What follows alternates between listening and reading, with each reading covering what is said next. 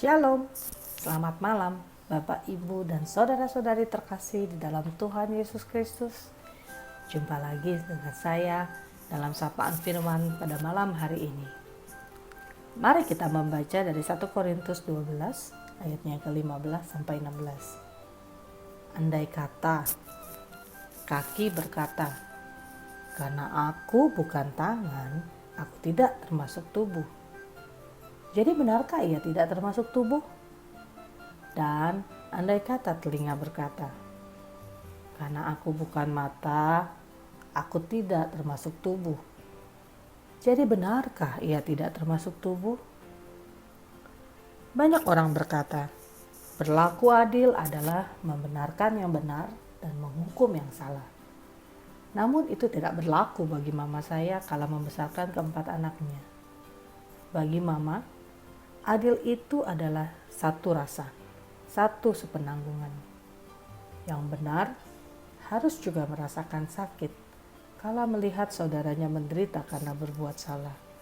Sebaliknya, yang berbuat salah harus mau dikoreksi oleh yang tahu kebenaran, karena yang mengoreksi sedang menjagainya. Sebagai sulung, saya acap kali protes sama mama. Kenapa saya harus mengalah ketika adik saya berbuat nakal dan saya tidak boleh membalas? Namun, ketika kami beranjak dewasa, ketika mama sudah tidak bersama dengan kami lagi dan aku menoleh ke belakang, bagaimana kami sekarang adalah karena cara mama mendidik kami. Masih terlintas jelas di benak saya ketika saya kecil tengah bermain dengan adik saya yang terpaut kurang dari 2 tahun usianya dengan saya.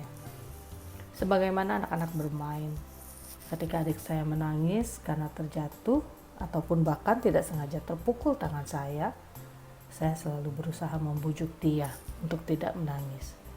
Jangan nangis, Dek, nanti mama dengar. Lalu, saya akan berusaha menahan tangis adik saya supaya saat mama menghampiri kami, mama tidak melihat ada yang terluka. Karena buat mama, jika adikku terluka, maka aku gagal menjaganya baik-baik. Biasanya, kami berdua malah akan mendapat hukuman tambahan. Hukuman karena tidak bisa saling menjaga seorang dengan yang lain.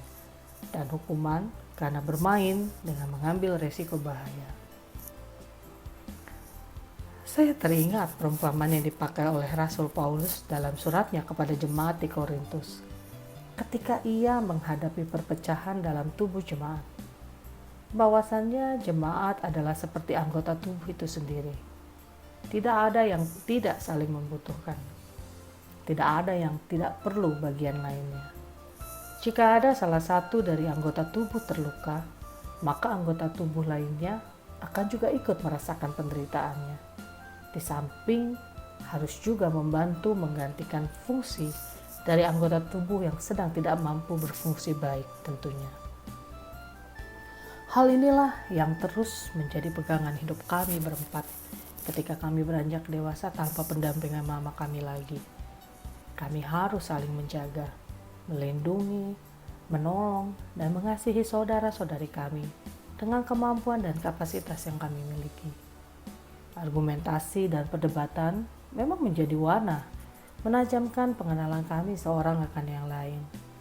Tapi kami terus berproses dan belajar bahwa jika saudara atau saudariku terluka, aku pun terluka.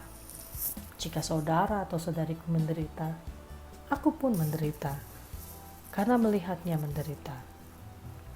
Kami adalah satu bagian utuh dari sebuah tubuh yang bersinergi dalam sebuah tubuh yang disebut keluarga. Ketika saya harus menghadapi meja operasi tahun lalu dan mengambil keputusan besar buat masa depan saya, adik-adik saya adalah supporter terbesar yang saya miliki. Mereka adalah orang-orang pertama yang menjadi concern saya ketika saya akan mengambil keputusan. Bagaimana mereka siap untuk selalu mendukung saya dalam keputusan saya, membuat saya meyakini bahwa kesukaran yang terjadi di depan saya tidak akan pernah saya melewatinya sendirian. Dan itu adalah anugerah Tuhan yang kami terima.